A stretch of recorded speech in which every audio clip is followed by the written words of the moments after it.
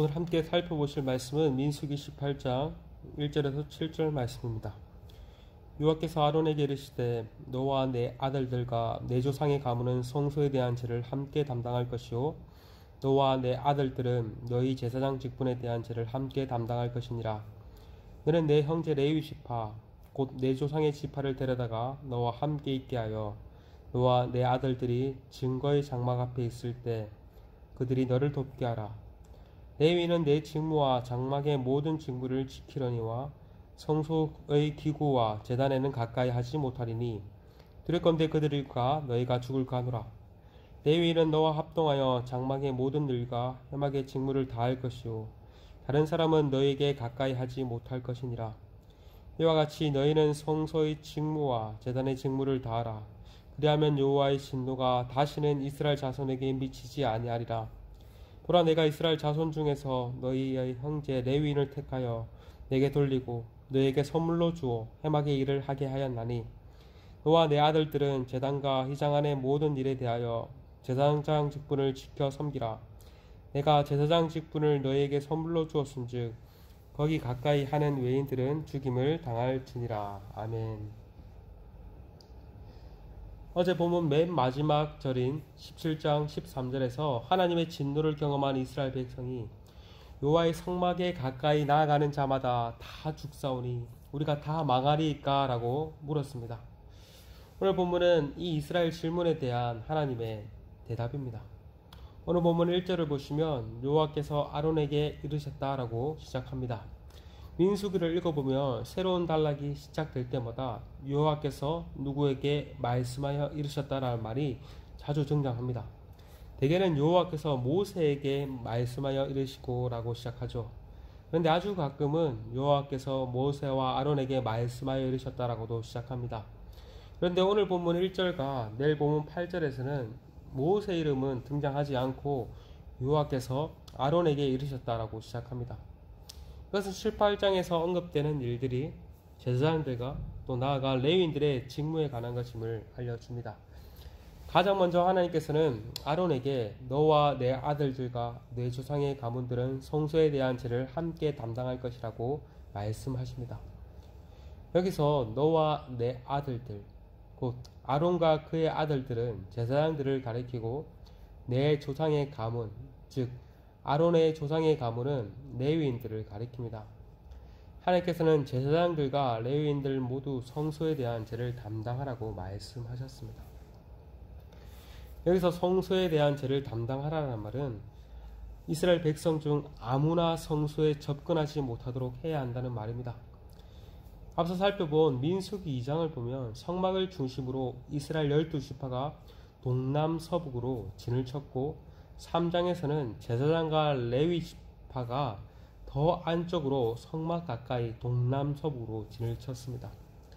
이렇게 함으로써 제사장과 레위인들은 이스라엘 백성들이 함부로 성막을 침입하는 것을 막아야 했습니다. 제사장과 레위인들은 하나님과 이스라엘 백성 사이에서 완충 역할을 감당해야 했던 것입니다. 이처럼 제사장과 레위인 모두 성소가 더럽혀지지 않도록 직무를 잘 감당해야 했습니다. 그러나 제사장과 레위인들은 직무에 대한 엄연한 구분도 있었습니다. 레위인들은 제사장을 돕는 자들로서 제사장의 고유의 직무를 침입해서는 안 됩니다. 특별히 그들은 성소의 기구와 성소 밖의 번제단에 가까이 갈 수 없었습니다. 레위인들의 역할 중 성막을 이동할 때 성소의 기물을 운반하는 역할을 했었는데 이때도 직접 손으로 성소의 기물을 만질 수 없었습니다. 기구를 이용해서 옮겼습니다.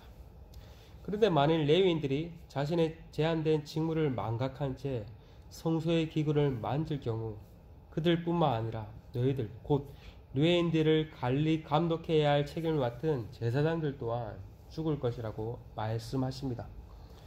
이처럼 하나님은 레위인과 제사장들에게 그들이 함께 감당해야 할 직무를 주셨을 뿐만 아니라 레위인은 레위인대로 제사장은 제사장대로 해야 할 고유의 직무를 주셨습니다. 특별히 레위인들은 제사장의 직무를 수행할 수 없었습니다.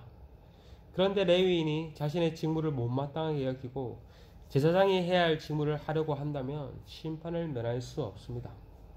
그 대표적인 사례가 앞서 16장에서 나온 레위 지파인 고라와 그의 무리들이 제사장 모세와 아론에게 반역하여 심판을 당한 일일 것입니다. 오늘 본문은 그 사건을 염두에 두고 하신 말씀이라고도 할 수 있습니다. 5절은 이처럼 하나님의 부르심을 따라 제사장과 레위인들이 자신에게 주어진 직무를 잘 감당할 때 하나님의 진노가 이스라엘 자손에게 미치지 않을 것이라고 말씀하십니다. 앞서 이스라엘 백성들은 여호와의 성막에 가까이 나가는 자마다 다 죽사오니 우리가 다 망하리이까? 라고 물었습니다. 이에 대한 하나님의 대답은 무엇입니까? 레위인과 제사장들, 특별히 제사장들이 역할을 잘 감당할 때 백성들에게 진노가 미치지 않을 것이라고 말씀하십니다. 이것은 오늘날에도 영적인 원리는 그대로 유효합니다. 오늘날은 레위인과 제사장과 같은 구분은 없어졌습니다. 사역자들만 레위인이고 사역자들만 제사장이 아닙니다. 모든 하나님의 자녀는 왕같은 제사장으로 부름을 받았습니다. 그러나 하나님은 교회 공동체를 세워나가시기 위해 말씀의 사역자들을 따로 구별하여 세우셨습니다. 교회의 모든 직분은 다 중요합니다. 그러나 말씀의 사역자가 없으면 공동체가 건강하게 유지되기가 쉽지 않습니다.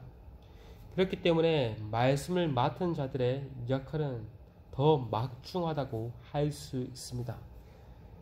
말씀을 맡은 자들이 역할들을 잘 감당하느냐 감당하지 않느냐에 따라서 공동체의 존립이 달려있기 때문입니다.